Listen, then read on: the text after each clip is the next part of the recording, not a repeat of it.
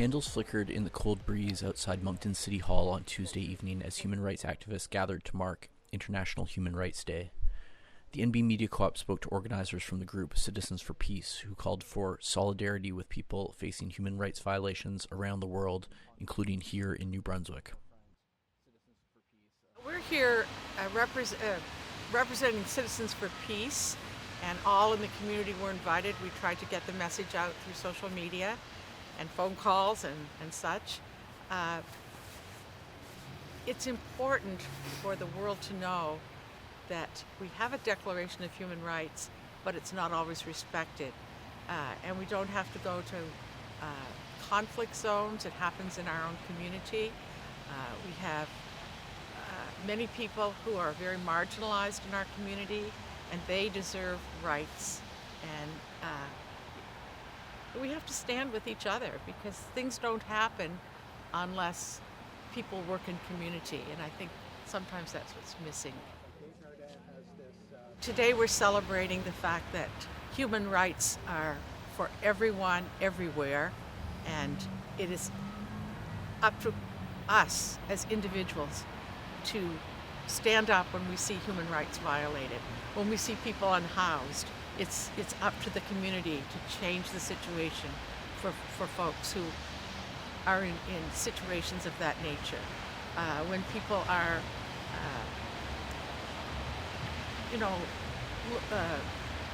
have conflict because of their gender or their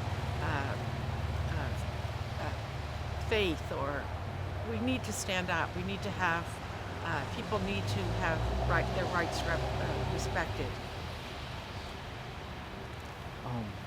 Alonzo? Yeah, I find sometimes in the public area and people start talking, it could be against the immigrants, against the Indigenous people of this area. And the sentiment I get is people think if you respect other people's human rights, they're going to lose some of theirs. That's sort of a roundabout way of being in the world. I don't even, sometimes I'll listen, but I won't respond to it. But now and then I see an opportunity, and I will reinforce the importance of respecting each other and being more civil. We've lost the capacity to be civil to each other, and it's very blatant in New Brunswick. I was quite surprised how fast that turned. We have a group here, the Citizens for Peace, and we meet regularly, but most important, I've met people from Morocco, from Tunisia, from Palestine, and other parts of the Middle East. And also we'll go out and have sometimes supper, and you'll meet, you find out there are people that are very interesting, and it's a way to get to know people. There was Gilles Vigneault at one point. He's the Canadian poet and singer. He said the most dangerous place for human beings is the chez nous, is our comfort zone.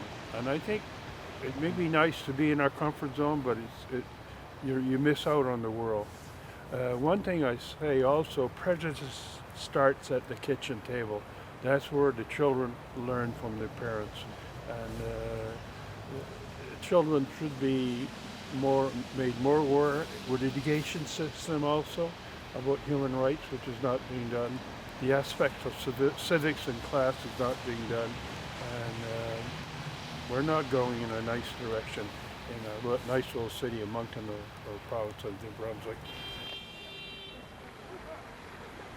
The turnout was respectable. We always say the usual suspects. I think I knew almost everyone that was here.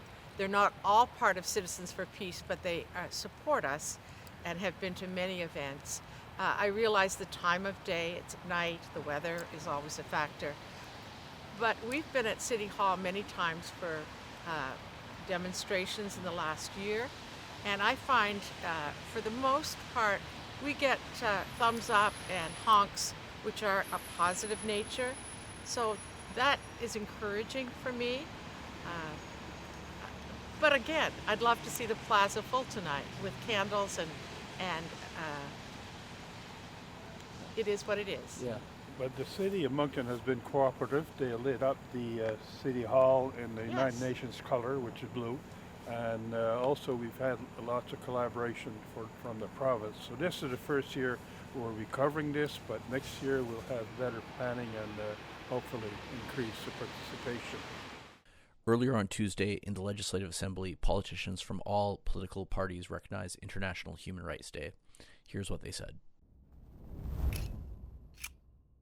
Madam Speaker, I rise in the House today to recognize and celebrate International Human Rights Day. Chaque année, le 10 décembre, nous marquons cette journée spéciale.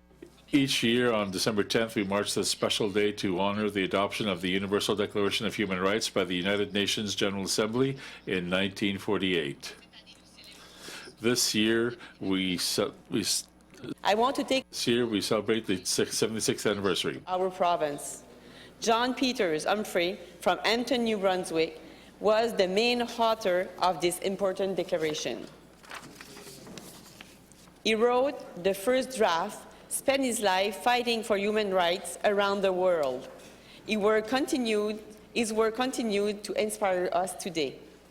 Madame la Présidente, bien que nous ayons fait d'immenses progrès, Even though we've made tremendous progress since 1948, there's still much work to do. Across New Brunswick and the world, people still face unfair treatment and challenges to their basic human rights. from the rights of the New Brunswickers every day by creating safer communities. Aujourd'hui marque également Today is also the last day of the 16 days of activism against gender-based violence. The 16 days may be over, but the pursuit of equality and safety for anyone in our province is ongoing. The campaign reminds us of the importance of standing up for those who face gender-based violence, especially women, girls, and members of the 2SLGBTQIA+ community.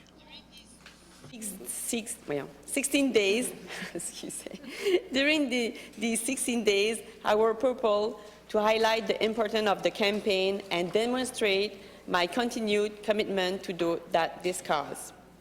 I want to thank the people of New Brunswick who are taking action every day to bring positive change. I encourage everyone to contribute to creating a safe environment where every person is heard and listened to. Il est essentiel d'amplifier. It's essential to amplify voices and support survivors. Together, let us honor the efforts of the defenders and challenge the harmful behaviors that allow this violence to persist. Single day to make human rights a reality for all. Merci, Madame la Présidente. Thank you, Madam Speaker. Je reconnais la députée de Sussex. The member for Sussex Three Rivers.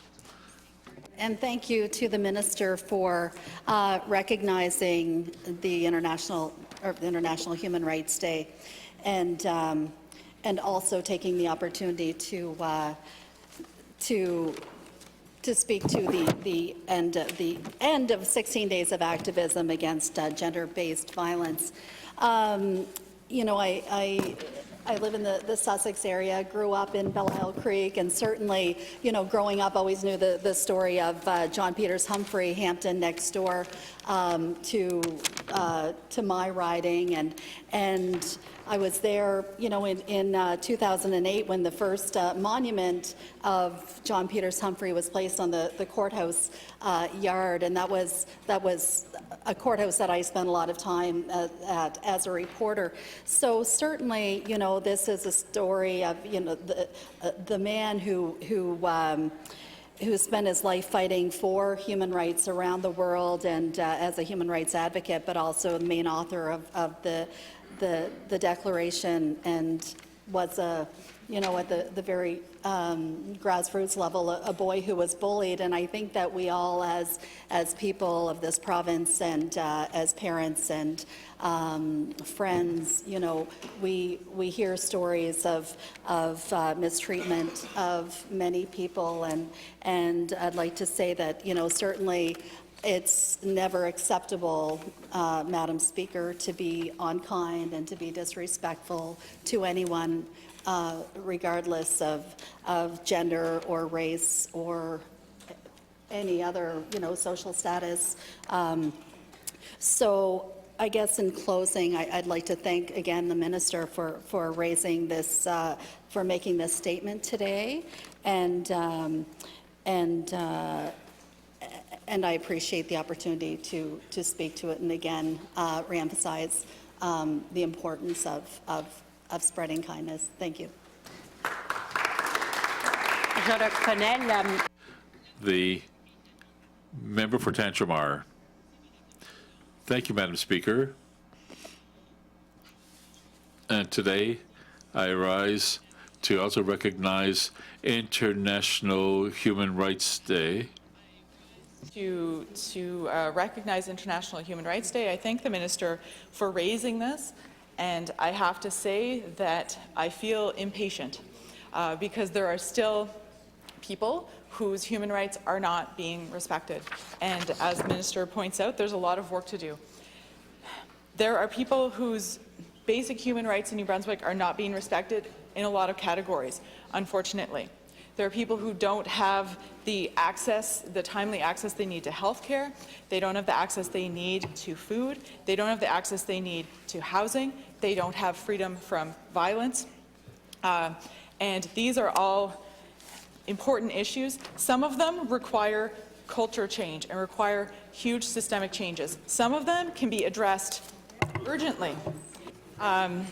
One thing that keeps coming up is discrimination in terms of housing. People with families being told that they can't rent an apartment. This is something that could be changed, Madam Speaker. And currently, what people are told is go make a human rights complaint to the Human Rights Commission. Well, the wait list is many years long, Madam Speaker. They're unlikely to get any justice going through that. And I would urge this government to move the Human Rights Commission out of pedal, to ensure its independence and to make sure it has the adequate funding to address the human rights complaints that are coming in. Because we may have the laws, but without it being able to us to have justice and practice, and for justice to be carried out, for people to have a system that actually will look at the complaints, then it's not worth much if it's just written on paper.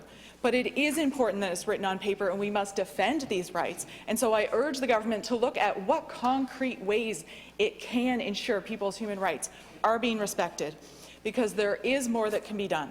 Thank you, Madam Speaker.